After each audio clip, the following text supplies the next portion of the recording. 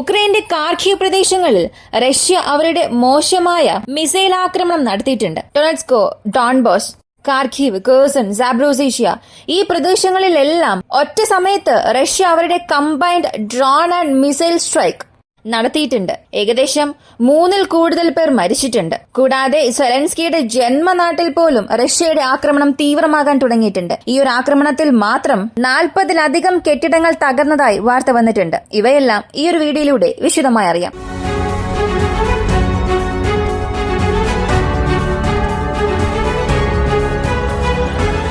Ukraine Russia പ്രശ്നത്തെക്കുറിച്ച് അറിയുന്നതിന് മുൻപ് ഇസ്രായേൽ മിഡിൽ ഈസ്റ്റിൽ നടക്കുന്ന പ്രശ്നങ്ങളെക്കുറിച്ച് ആദ്യം അറിയാം. കഴിഞ്ഞ 2 ദിവസത്തെ സമയമെടുത്ത് നോക്കിയാൽ ഇസ്രായേലിനെതിരെ ഹൂത്തികൾ അവരുടെ 2 ബാലിസ്റ്റിക് മിസൈൽ ആക്രമണം, 2 ഡ്രോൺ ആക്രമണം നടത്താൻ ശ്രമിച്ചിട്ടുണ്ട്. കഴിഞ്ഞ തവണ പോലെ അല്ലാതെ ഇത്തവണ ഇസ്രായേലിന്റെ എയർ ഡിഫൻസ് സിസ്റ്റം, ഇസ്രായേലിന്റെ മിസൈൽ ഡിഫൻസ് സിസ്റ്റവും അകത്തേക്ക് വരുന്ന 2 ബാലിസ്റ്റിക് മിസൈൽസിനെയും 2 ഡ്രോൺസിനെയും അവരുടെ ഹെലികോപ്റ്റേഴ്സ് ഉപയോഗിച്ച് വെടിവെച്ച് വീഴ്ത്തിയിട്ടുണ്ട്. നെതന്യാഹു, ഇസ്രായേൽ പ്രൈം മിനിസ്റ്റർ പറഞ്ഞത്, തീർച്ചയായും ഹൂതീസിന്റെ നേതാക്കൾ മുന്നറിയിപ്പോടുകൂടി ഇരിക്കുക.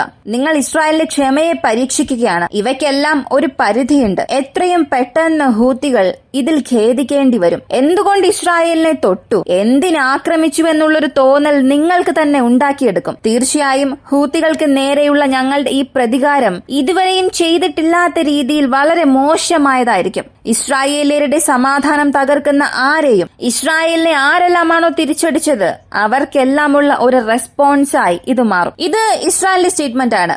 ഇനി ഹിസ്ബുള്ളയുടെ നേതാവ് അൻസറുള്ളയും സ്പോക്സ് പേഴ്സൺ യാഹ്യ സക്രിയും പറഞ്ഞത്, ഇസ്രായേലിന് ഞങ്ങളും മുന്നറിയിപ്പ് നൽകുകയാണ്. ഗാസ നിങ്ങൾക്കൊരു റെഡ് ലൈനായി നിങ്ങൾ കാണുന്നു, എന്നാൽ ഞങ്ങൾക്ക് ഇസ്രായേൽ തന്നെ ഒരു റെഡ് ലൈൻ ആണ്. എന്നാണോ നിങ്ങൾ നിങ്ങളുടെ പ്രശ്നങ്ങൾ ഗാസയ്ക്കുള്ളിൽ അവസാനിപ്പിക്കുന്നത്? ലെബനനുള്ളിൽ നിങ്ങൾ നിങ്ങളുടെ ഓൺഗോയിങ് മിലിറ്ററി ക്യാമ്പയിൻ എന്നാണോ അവസാനിപ്പിക്കുന്നത്? അന്നുവരെയും ഞങ്ങളും ഒന്നും അവസാനിപ്പിക്കില്ല. ഇസ്രായേലിന് ഞങ്ങളിപ്പോ കാണിച്ചിരിക്കുന്നത് ഒരു സാമ്പിൾ മാത്രമാണ്. ഞങ്ങൾ പരീക്ഷണം മാത്രമാണ് ചെയ്തു നോക്കുന്നത്. എത്രയും പെട്ടെന്ന് ഇതിന്റെ യഥാർത്ഥ പ്രഷർ, ഹൂത്തീസിന്റെ യഥാർത്ഥ കഴിവ് നിങ്ങൾ കാണും. ഹൂത്തീസിന്റെ തലസ്ഥാനത്തിൽ ആണവായുധങ്ങൾ വീണാലും പ്രശ്നമില്ല.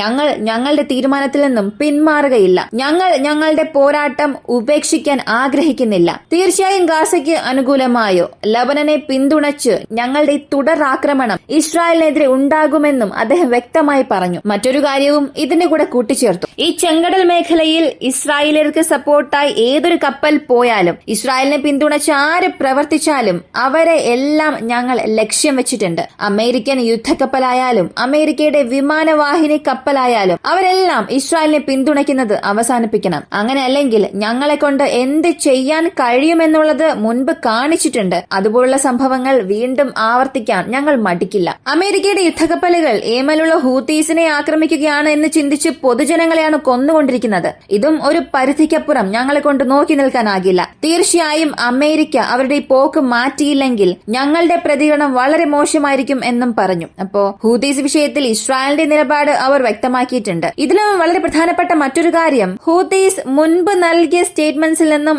ഇത് വേറിട്ട് നിൽക്കുകയാണ്. സ്വരത്തിലെല്ലാം അല്പം മാറ്റം വന്നിട്ടുണ്ട്. എന്നാൽ ലബനൻ, ഗാസ, ഇസ്രായേൽ, ഹൂതീസ് ഇവരെല്ലാം സംബന്ധിച്ച് സപ്പോർട്ട് അധികമാണ്. ഒരു വർഷമല്ല, ഒരു വർഷവും കഴിഞ്ഞ് ഒരു യുദ്ധം നടന്നുകൊണ്ടിരിക്കുകയാണെങ്കിൽ അതിൽ ഇസ്രായേലിന് വരുന്ന പിന്തുണ അല്ലെങ്കിൽ അവർക്ക് വരുന്ന ആയുധങ്ങൾ ഒരിക്കലും കുറയാൻ പോകുന്നില്ല. എന്നാൽ എതിർദിശയിലുള്ളവർക്ക് അങ്ങനെ ഒരു സാഹചര്യമല്ല. അവർക്കൊരു പവർ ഹൌസ് ആയി നിലനിൽക്കുന്നത് അല്ലെങ്കിൽ ആയുധങ്ങൾ നൽകുന്നതെല്ലാം ഇറാനാണ്. കൂടുതൽ ആയുധങ്ങൾ ലബനനുള്ളിൽ വരുന്നത് സിറിയയിൽ നിന്നാണ്. ഇപ്പോ സിറിയയും ഇറാന്റെ കൈകളിൽ നിന്നും വീണിട്ടുണ്ട്. ഭരണമാറ്റം അവിടെ സംഭവിച്ചു. അങ്ങനെയാണെങ്കിൽ ഹിസ്ബുള്ള മുൻപുള്ളതിൽ നിന്നും ഇപ്പോ വീക്കായിട്ടുണ്ട്. അവർക്ക് നേതാക്കളില്ല. അവരുടെ മിസൈൽ ശക്തിക്ക് എന്ത് സംഭവിച്ചു എന്നറിയില്ല. അവരുടെ പക്കലുള്ള ആയുധങ്ങൾ ഉപയോഗിച്ച് അവരെ കൊണ്ട് പ്രതിരോധിക്കാൻ കഴിയുമോ? അങ്ങനെ കഴിഞ്ഞാലും പ്രധാനപ്പെട്ട ചില സ്ട്രൈക്കുകൾ നടത്താൻ കഴിയും. എന്നാൽ യുദ്ധം ആരംഭിക്കുന്നതിന് മുൻപുണ്ടായിരുന്ന ശക്തി ഇപ്പോൾ അവരുടെ പക്കൽ ഇല്ല. അങ്ങനെയാണെങ്കിൽ ഇസ്രായേലിന്റെ അടുത്ത ലക്ഷ്യം ഹൂത്തികളുടെ ഭാഗത്തേക്ക് തിരിയുകയാണെങ്കിൽ ഒരു പ്രധാനപ്പെട്ട എയർ സ്ട്രൈക്ക്, ഒരു മിലിറ്ററി ക്യാമ്പയിൻ ഇസ്രായേൽ ഹൂതീസിൽ നടത്തും.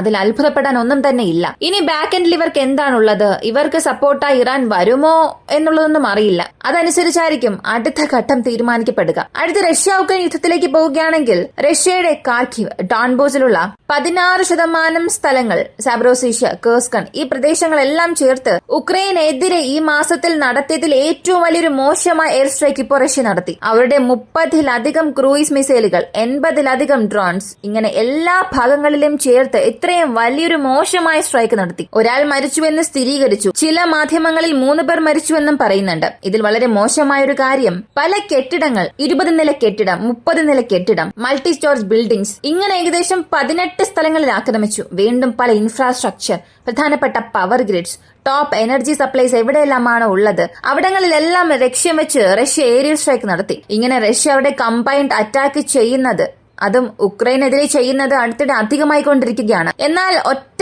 സമയത്ത് ഇത്രത്തോളം സിവിലിയൻ ബിൽഡിംഗ്സിനെ ടാർഗറ്റ് ചെയ്തത് ഏകദേശം ഒരു 40 സ്ഥലങ്ങൾ ഞാൻ പറഞ്ഞു. ഇവയെല്ലാം സൈനിക ലക്ഷ്യങ്ങളല്ല, സിവിലിയൻ ബിൽഡിംഗ്സും ഉണ്ട്. ഇങ്ങനെ സിവിലിയൻ കെട്ടിടങ്ങൾക്കുമൊപ്പം ആ രാജ്യത്തിന്റെ പവർ ഗ്രിഡ്സും ഉണ്ട്.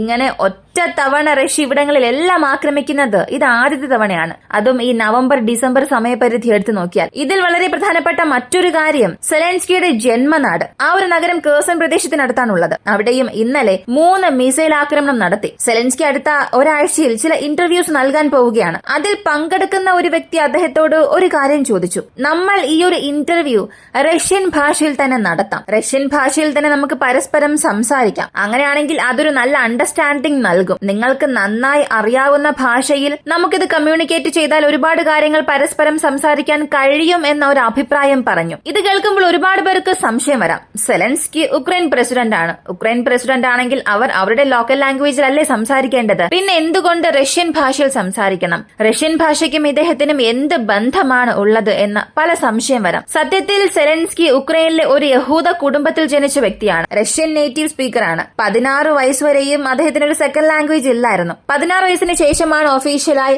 ഇംഗ്ലീഷ് സംസാരിക്കാനുള്ള എക്സാം ക്ലിയർ ചെയ്യുകയും ഉക്രൈനിയൻ ലാംഗ്വേജ് ഏകദേശമൊക്കെ പഠിക്കാൻ തുടങ്ങിയത്. പിന്നീട് രാഷ്ട്രീയത്തിൽ കയറിയതിനു ശേഷം, അതിൽ പ്രവർത്തിക്കാൻ തുടങ്ങിയതിനു ശേഷം വളരെ ഫ്ലുവന്റ് ആയി തന്നെ ഉക്രൈൻ ഭാഷ സംസാരിക്കാൻ പഠിച്ചു. ഇത് അദ്ദേഹത്തിന്റെ ജീവിതം സംബന്ധിക്കുന്ന ഏതൊരു വാർത്ത എടുത്തു നോക്കിയാലും മനസ്സിലാക്കാൻ കഴിയും. അപ്പോ ജനനം കൊണ്ട് ഉക്രൈനിയൻ ആയാലും അദ്ദേഹത്തിന്റെ നേറ്റീവ് ഭാഷ റഷ്യൻ ഭാഷയാണ്. ആ ഒരു ഭാഷയിലാണ് അദ്ദേഹം കൂടുതലായും സംസാരിച്ചിട്ടുള്ളത്. അതിനെ ബേസ് ചെയ്താണ് ഇദ്ദേഹം സെലൻസ്കിയോട് ഇങ്ങനെ ഒരു അഭിപ്രായം പറഞ്ഞത്. ഇതിന് ഓൺലൈനിൽ പല രീതിയിലുള്ള അഭിപ്രായം വരുന്നുണ്ട്. എന്തുകൊണ്ട്?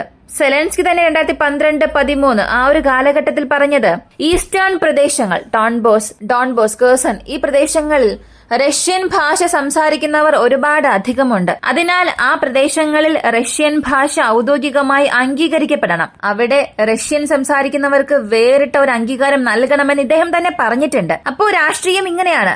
ഒരു കാലത്ത് ഒരു കാര്യം ഇഷ്ടപ്പെട്ട് അതിനെക്കുറിച്ച് സംസാരിക്കും, എന്നാൽ അടുത്ത ചില ദിവസത്തിൽ അതേ കാര്യം തന്നെ ഇഷ്ടപ്പെട്ടില്ല എന്ന് പറയും. അതിനൊരു നല്ല ഉദാഹരണമായി ഇത് തന്നെ മാറിയിട്ടുണ്ട്.